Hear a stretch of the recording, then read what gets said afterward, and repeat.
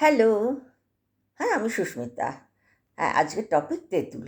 আচ্ছা, তেঁতুলটা আমরা বিভিন্ন রকমভাবে খেয়ে থাকি। তেঁতুলের কিন্তু যথেষ্ট উপকার রয়েছে, সেটা নিয়েই বলছি, এবং খাওয়াটা উচিত সকলের।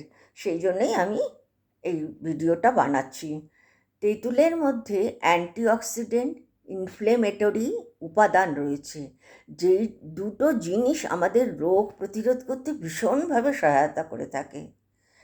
দুটো জিনিস রয়েছে অ্যান্টিঅক্সিডেন্ট। অ্যান্টিঅক্সিডেন্ট যেসব খাবারে রয়েছে সেসব খাবার ভীষণ খাওয়া দরকার, এবং এর মধ্যেই ইনফ্ল্যামেটরি উপাদানটাও রয়েছে, যা রোগ প্রতিরোধ করতে আমাদেরকে বিশেষভাবে সহায়তা করে থাকে।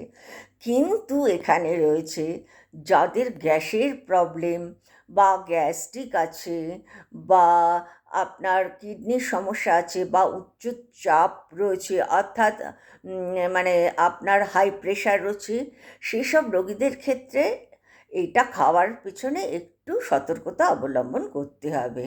হ্যাঁ, এইটুকুনি।